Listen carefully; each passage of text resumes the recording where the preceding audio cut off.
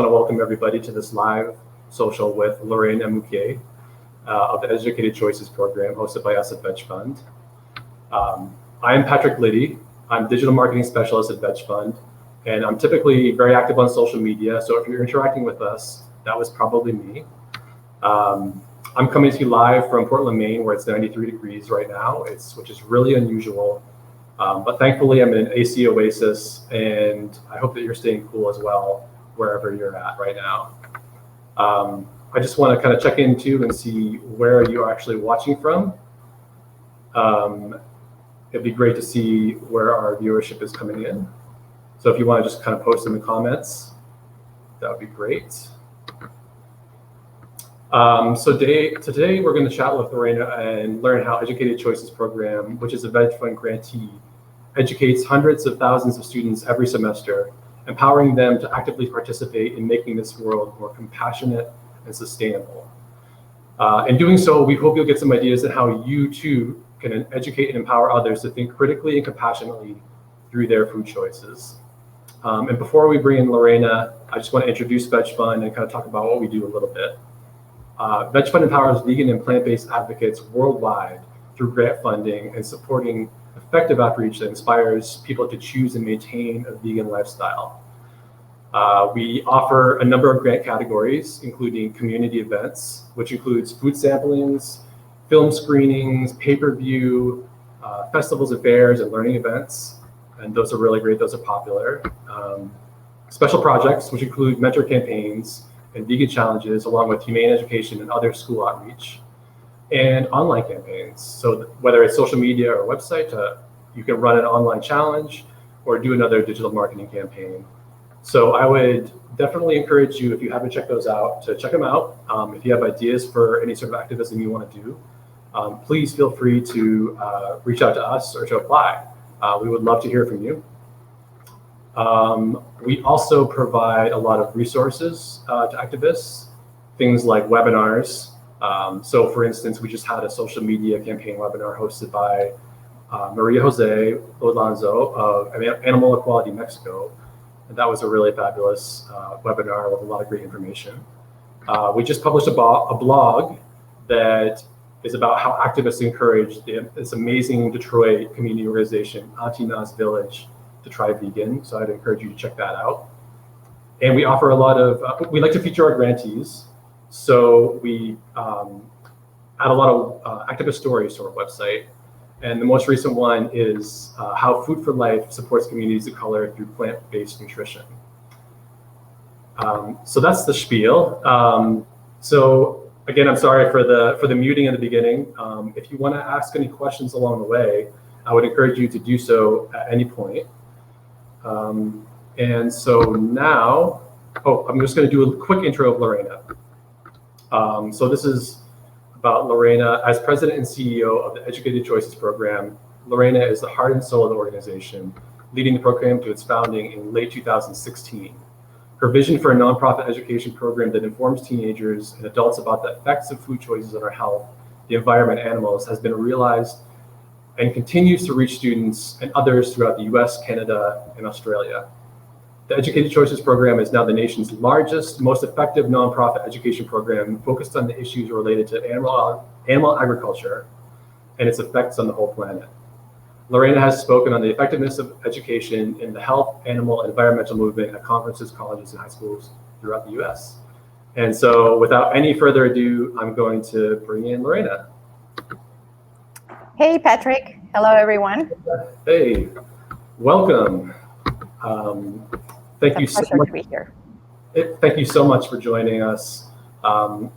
Anything you'd like to add to that intro first off? No, that was too good. It was an excellent introduction. That's what we are all about, just educating for a better world. Excellent. So I guess I want to check in just real quick. Like, how have you been doing? How are you feeling? I mean, it's been a long pandemic. It's been tough. How have things been going for you? It has. The silver lining has been that because of the pandemic, our program was able to pivot really quickly and create sort of like an independent lane in the digital world that has allowed us to reach more than 400,000 students just during the COVID 2 semesters. So we can't say it's been a bad semester in that sense, but we can't wait to bring our educators back next semester to start presenting in person, which is the meat and potatoes of our program. Mm-hmm. Yeah, I can imagine, and I can imagine that the pivot must have been quite challenging for you as an organization to just kind of. Were you doing online trainings before the pandemic hit? No, actually, we knew that our presentations in person were quite effective because of all the research that we've done, academic research, control studies, longitudinal studies, etc. So we thought, well, why change? But then we were forced to change and continue reaching students through the pandemic. And after we ran the studies again, we realized that even though that our digital presentations are not as effective, they're incredibly effective nonetheless. So now our digital program is here to stay forevermore, and we are going to continue both lanes. That's great. That's great to hear. I mean, it's always nice to add a new way to do things and to find out that something is effective, even if you're saying it's like not as effective as your in-person programs. That's really great. Exactly. So I kind of like to just kind of start a little bit at the beginning with the origin story of the Educated Choices program, and like what prompted you or made you choose to launch this organization? Oh, what a great question. I'm a zoologist by trade, I guess you can say, and my graduate degree is in ecology and sustainable development. So my passions are animals and the environment. And I've always volunteered for organizations. I worked in the Amazon jungle actually as a zoologist, and I saw firsthand the devastation of animal agriculture in the rainforest, in endangered species, etc. And when I moved here to the U.S. To form a family with my husband, I heard that someone, one of our board members actually now, was looking to create an education program and was looking for people interested. And I said, I'll do it.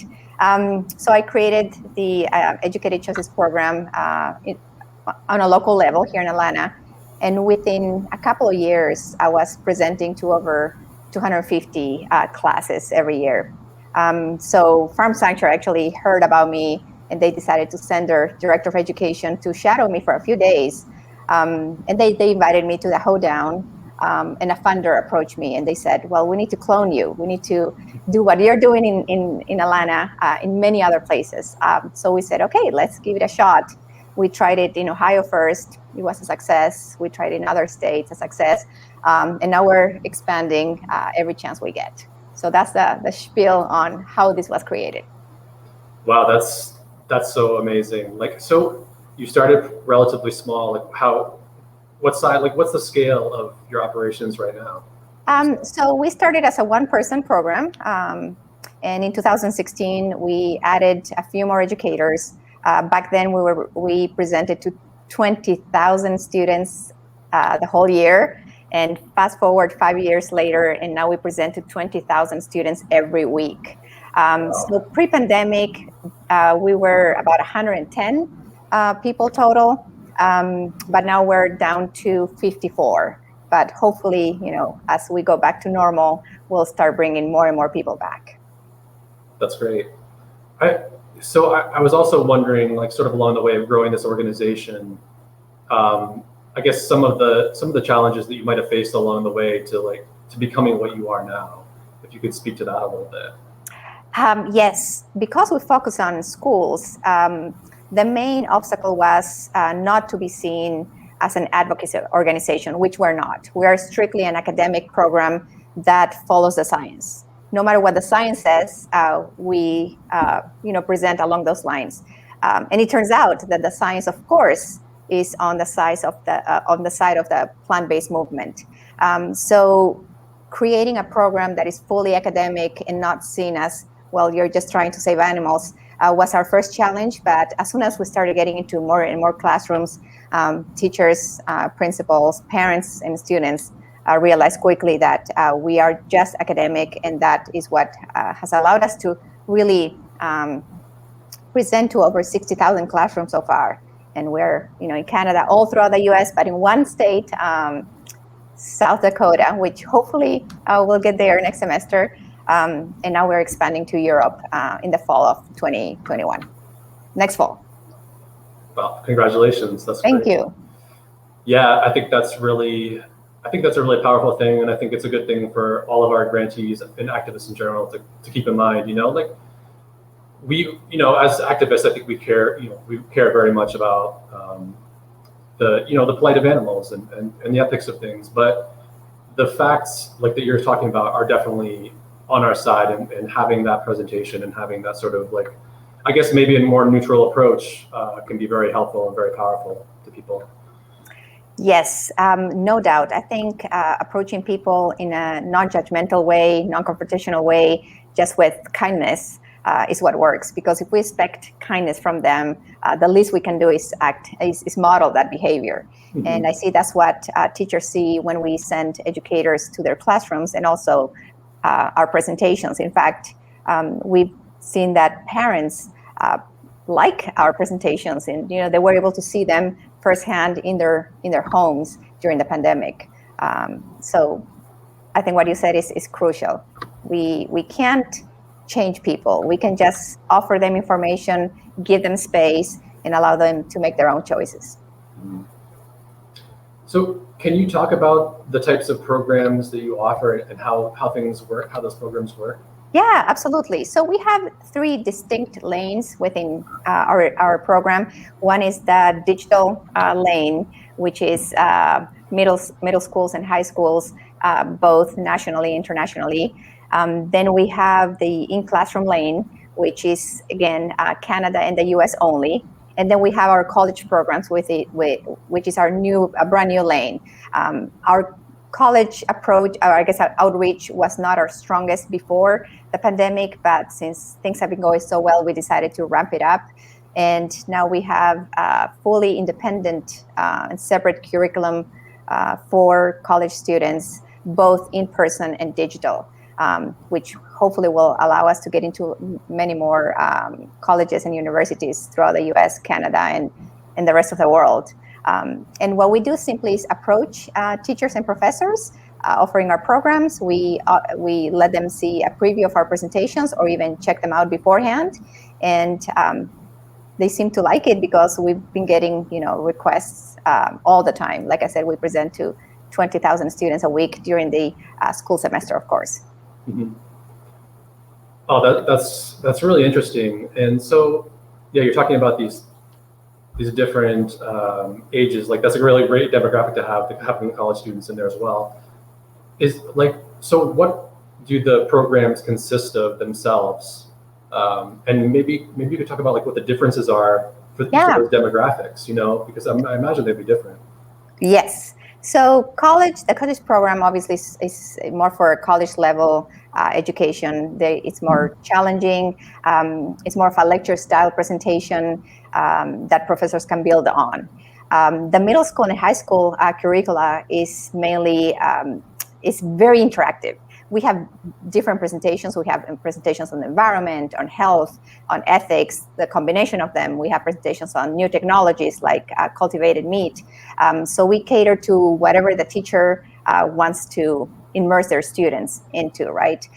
But the middle school and high school presentations take into account that we humans, especially teenagers, have an attention span of maybe 3 seconds.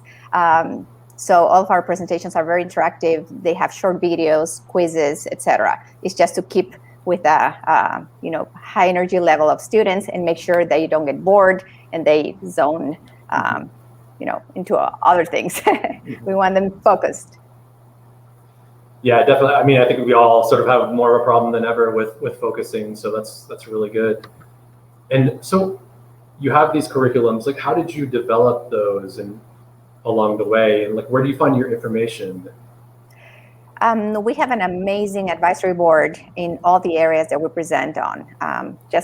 For example, in the health area, we have 2 physicians and 1 pediatrician. So in every area that we present on, we make sure we have the most solid, robust, science-based information. And I won the lottery with a team that I work with, And we have a team that solely focuses on looking for sources and updating presentations based on mainstream agencies.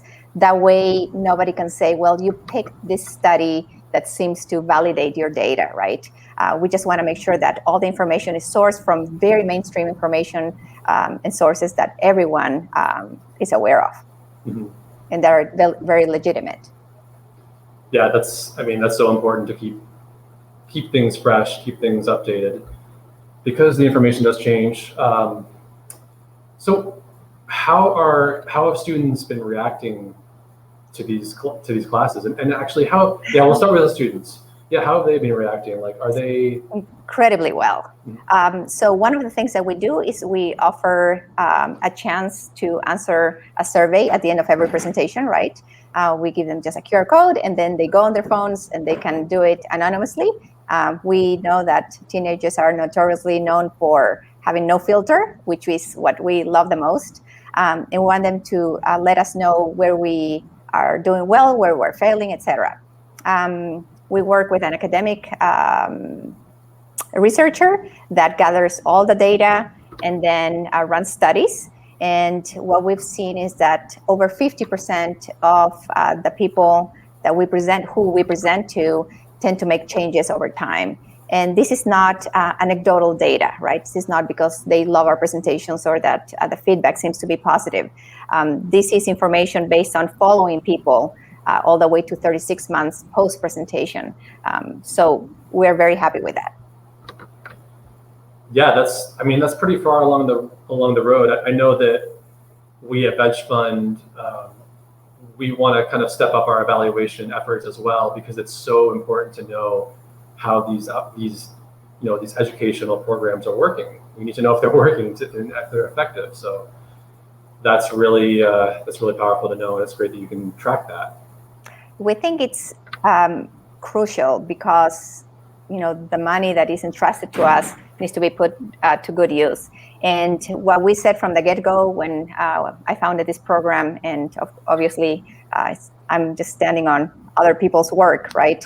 And I couldn't do this all by myself. Our whole team has decided that we'll just follow what all this survey data and research, wherever it goes.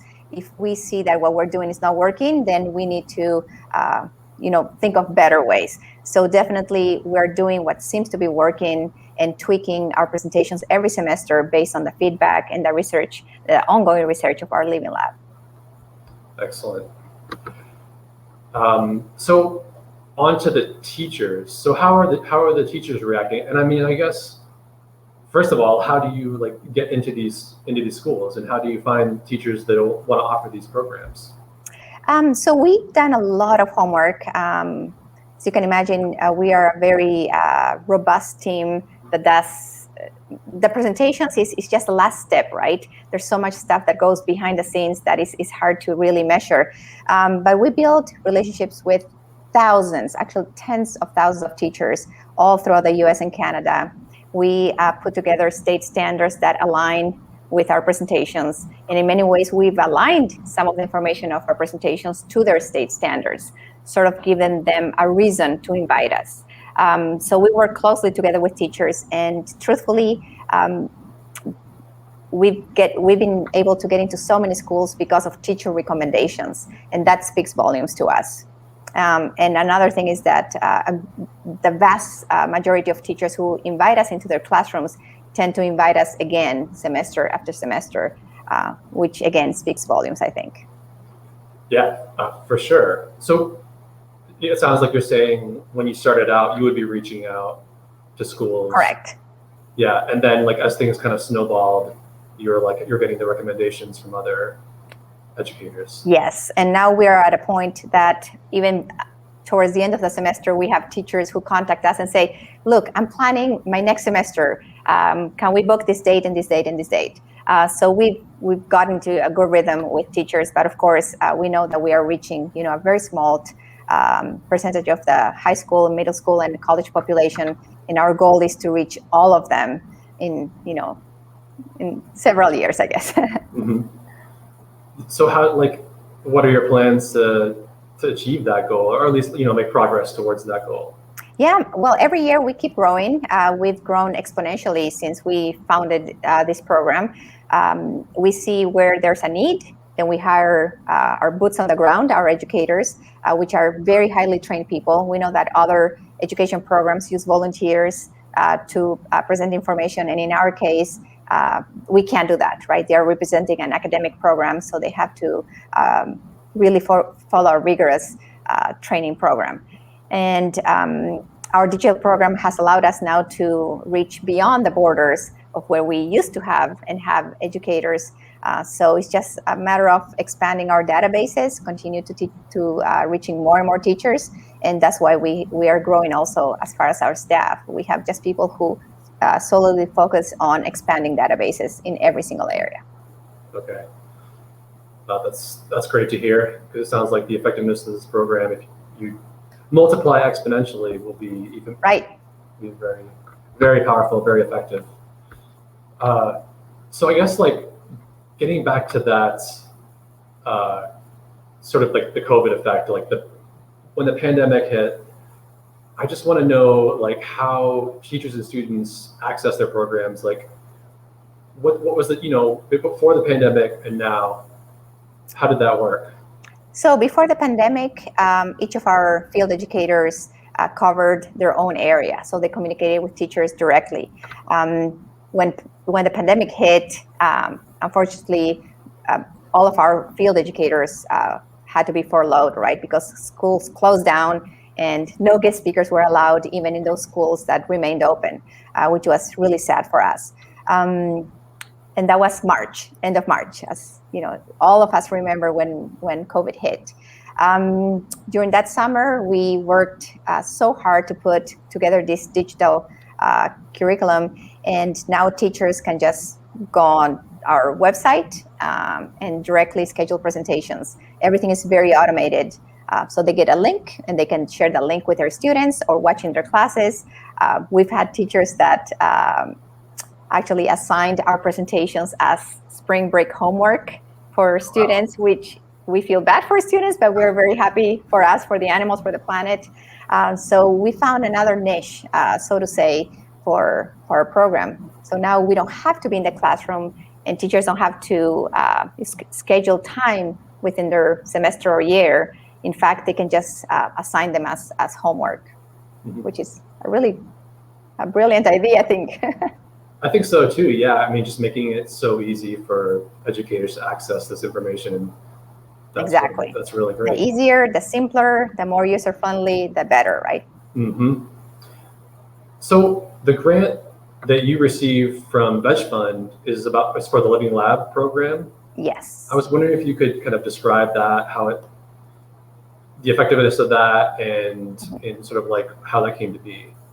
Yes, we work closely with Chris Bryant, who you might know him. He works with a lot of organizations in our movement, and he collects all of our data, designs the surveys along with other advisors in the University of Bath.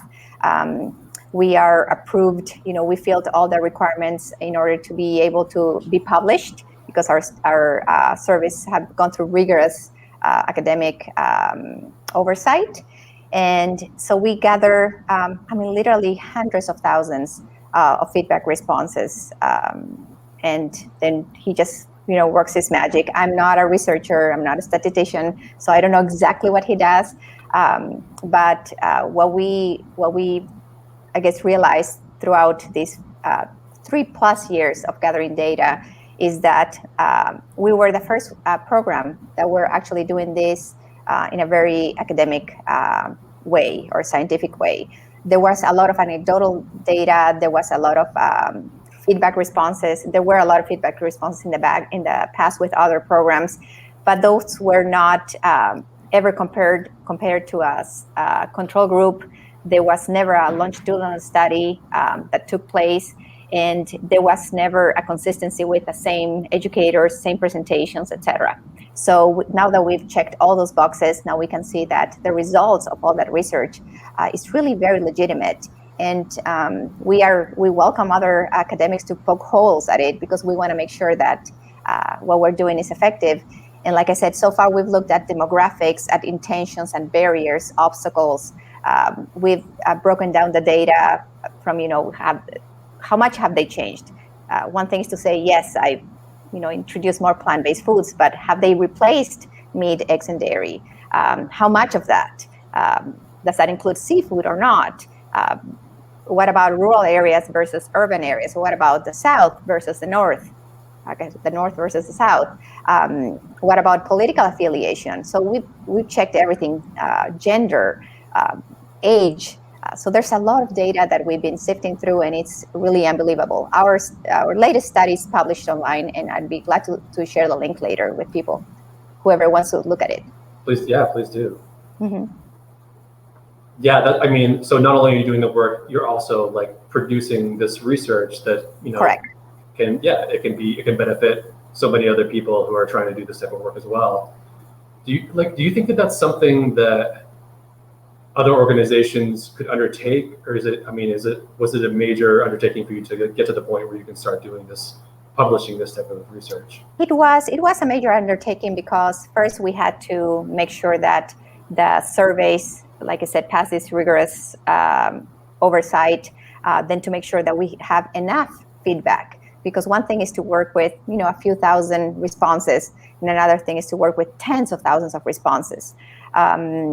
We had to make sure that people had seen certain presentations and compare them with the same presentations elsewhere, etc. So because we collect such huge amount of data, because we have so many people working for our program in so many different areas throughout the US and Canada, we're able to do that. I don't know if the results would be so legitimate if it focused only on, a very small area or a few thousand feedback responses. And also, of course, financially, it's not cheap to run these studies, but they're very necessary. And we are very thankful for VegFund and other orgs who recognize that we have to keep the Living Lab going because it offers not just data for us, right? But we share it with the whole movement so they can see what works, what doesn't work, what kind of messaging seems to be more effective, et cetera, et cetera. Yeah, it's great to have this information. So another part of that is you're partnering with University of San Diego, tracking food purchases. Well, that's a partnership that will start in the fall. Because when we started it, COVID hit. So I can't say much of that, but ideally, what we hope to do is to be able to present to students at the University of San Diego, and then follow their purchases at the cafeteria and see how those change over time post-presentation, right? Compare them pre-presentation, but more to come. Okay, I think that'd be fascinating to find that out, and could definitely be a model for other universities and other ways of discovering that, which is we need that. Absolutely, and I think that's the only way to see the impact of a presentation, right? Mm-hmm.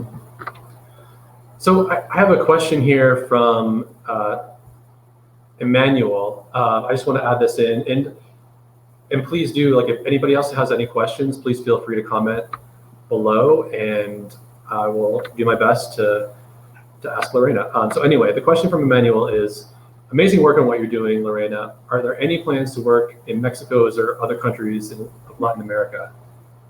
Absolutely. So 2021, the fall, is for us to expand Germany first, the UK next, and those two countries will serve as our stepping stones to other countries in Europe. We just hired someone in Germany, and hopefully, because of the time zone and everything, that person will be able to lead our expansion efforts in Europe in a more manageable way. And next is Latin America. That's in the works, and we hope that sometime late 22 we'll be able to announce something very solid. We've looked at Colombia, Argentina, Brazil for obvious reasons. Well, Brazil and Argentina are the biggest exporters of beef in Latin America, and my family's in Argentina, so I'm very aware of that. I mentioned Mexico, and of course, Colombia, Chile, and Peru. Those are the countries that we're looking at that seem to be very feasible for us to get into. That's fantastic. That's really exciting. Thank you. Another question from Karen. What happens when you present to students in animal agriculture heavy regions? Is there opposition? Surprisingly not. And that's a great question. Like I said, our presentation is very evidence-based, very science-focused. We don't put a lot of emotion into the presentation because really there's no need to. We go there to present information in a very kind and respectful way, in a way that is accessible to really everyone. And actually we have ag teachers or animal science teachers who invite us and they say, yep, that's true, that's what happens. And in fact, one of our presentations is modern animal agriculture that is heavy on how animals are raised for the industry. And all of our sources are from the own industry themselves. So what can they say, right? They would probably try to say a lot, but that's really good to hear. Another question is, it seems like you do community, workplace, and organizational educational programs. I'm just wondering what the demand has been like among those groups and how that has been. Compared to high school, middle school, and college, there's not such a high demand. And that has been always, sort of like a side program for us.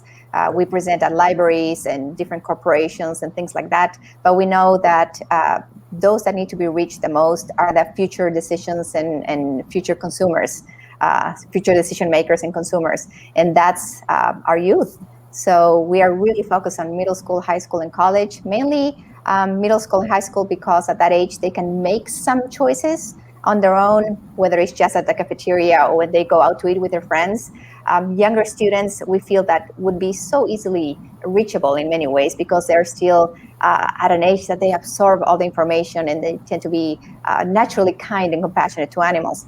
But there's these family dynamics that we need to be very careful of. And we don't want to create any stress, right, in any family. So those students that can make some choices, we fully support them, along with the parents. We have parents who contact us and ask us about, my kid is choosing to go plant-based. After this presentation, can you give me some sources or resources, etc.? And that's why we've created this really amazing toolkit. It's called the Next Steps Toolkit.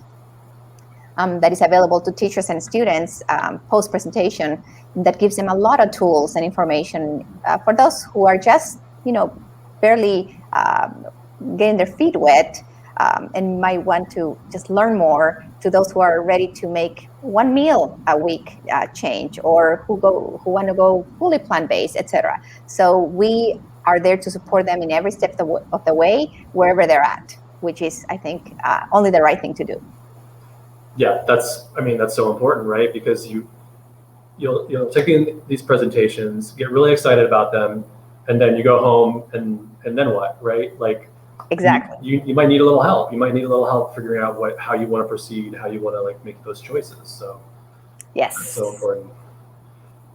I have another question. A question from Katerina. It's another animal agriculture question. Did you ever face adversity when trying to bring your programs into the schools? There's a lot of lobby behind animal agriculture, so I imagine it's not so desirable to spread the plant-based message. And I know that it's not the plant-based message; it's the facts, right? But correct. We are not a plant-based academic program. Like I said before, we are an education program on food choices. In fact, part of our program also educates people on new food technologies, like I mentioned, cultivated meat or fermented foods, or the amazing Impossible Burger and Beyond Meat, and et cetera, et cetera. So we just go where food science is going. We are not worried about big ag in the sense that they could shut us down or they don't want us into schools. Truthfully, we advocate in many ways for big ag too. I think that, and all of you know probably that they themselves are sort of investing in these new technologies, right? They, Tyson Foods has its own plant-based line of foods. Many of them are investing in culture meat, etc. And farmers and workers want to have a better life and want to have options. So we're there just to simply provide information, but we're not bringing anyone down. And we're not trying to create conflict or a rife among industries. We're there just to put information that aligns with people's own values and beliefs, and hopefully aligns also with making the planet more sustainable, more compassionate, kinder, and also healthier, right? Mm-hmm. So yeah, we're not a plant-based program, and I think that's why we have not had much problem at all at schools. I think before, when people thought like that, teachers were a little bit nervous about inviting us, but once we're in schools, they can't wait to schedule us again. We don't show graphic videos, for example. We're not that kind of program. Mm-hmm.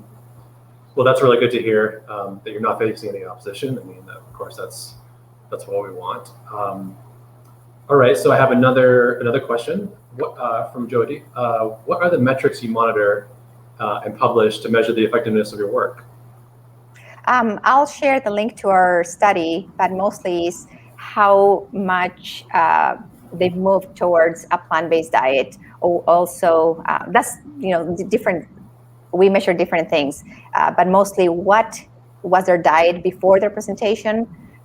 They heard one of our presentations, and what is their diet after a presentation, like I said, all the way up to 36 months when we stopped following people.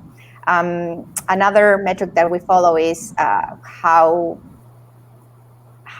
valid they believe our information is, and that's more for teachers and professors. And it's way up high. They realize that the information that we provide is very solid and science-based. Also, we measure how much people knew before about all this information, right? About how food choices affect chronic diseases or the environment and different things like climate change, deforestation, etc., pollution, how much they knew about new food technologies, and then how much they know afterwards. So there are a lot of things that we measure, which I'm sure I'm just barely touching the tip of the iceberg here. Yes, definitely. And another follow-up question about that research from Liz. Have you done research regarding groups, class category, how groups by class category respond to your material? Do they ask different kind of questions? Is there more acceptance or pushback among different economic categories? Not necessarily pushback or acceptance is the difference, but mainly is the availability, right? What we see is that, of course, the way that people change their diets has to do a lot with the availability of plant-based foods in their area. And that has been one of our concerns, and therefore one of the things that we've ramped up lately, and we're ramping up even more in the fall semester, is more tools and information for underserved communities. In the past, we would leave material behind for teachers because we didn't want to embarrass anyone, with food banks and things like that. Of course, we had our presenter offering solutions for people that did not have access to these foods. But now we know that it has to be a lot more than that. So we're doing a lot of things that we'll be able to share soon that hopefully will give those tools right at the reach of all people. But that's the main difference, because people, I guess the most common feedback response that we get that is not even that is unprompted, I guess, when teachers or students decide to write to us or send us a message, it would be, how come I didn't know about this before? Or how come I don't learn about this at schools? So that's why we're there. We're at schools now, giving this information. That's awesome feedback to hear right there. It's great to know that the people are excited about this and wish that, like, they want to know. They're thirsty for this knowledge. So I guess, we have this research. So what advice would you give vegan or plant-based activists? We know that you're not activists, but our community is. So what advice would you give them based on these results about communicating with the public? Is there anything that comes to mind? Sure. I think a non-judgmental approach is by far the best. not people offering people choices, throughout the spectrum is not my way or the highway. Either you go all or nothing, or just because people might, fall off the track a little bit, that doesn't mean that they're, not good. I think we have to start believing that people want to do good, that people want to be compassionate, that they just sometimes don't know how to. One of our partnerships that is coming up in the fall is with the Physicians Association of Nutrition. They and us, together, we've created a curriculum that will be offered only to healthcare science students, that will go into medicine or nursing or chiropractic school, etc. And the reason why they decided to partner with us is because of our approach, that we're not an advocacy group, not an activist group, but we just put information there and really allow people to lower their guards, not to feel judged, not to feel confronted, but allow them to recognize that this might be the first time that someone put that information in front of them, and now they just have to take a look at it like we all did before, right? And take steps based on their own circumstances and lifestyle, right? Because we are not in the same boat, most of us. Yeah, absolutely. Well, thank you so much for all of this so far, Lorena. I just wanted to see if there's anything else that you would like to add before we sign off. Simply for people to visit our website. They can share it far and wide. If you know teachers or students or even children who want to bring our program to their classrooms, they can do that. And also people who want to support us, they can go on our website. Our per student cost is incredibly low. We really are very effective with our messaging, and we just want our program to get into every school in the nation if possible. The sooner the better. Great. Well, I hope people will go and check that out. Lorena, it's been fantastic having you on. I thank you so much for joining us. And we look forward to seeing what you do in the future. Thank you. Thank you, everyone, for tuning in. And thank you, Patrick, for inviting me in this interview. Of course. All right. Bye-bye, Lorena. Bye-bye. Well, I hope you enjoyed that kind of Q&A style interview with Lorena of Educated Choices program. I just want to, before we sign off, just let you know that we would love, if you're a grantee of VegFund, we would love to do this kind of thing with you as well. So if you want to just kind of reach out to VegFund, any of our social channels, with any ideas, please feel free to do so. And thank you so much for attending, and we'll see you next time. Bye-bye.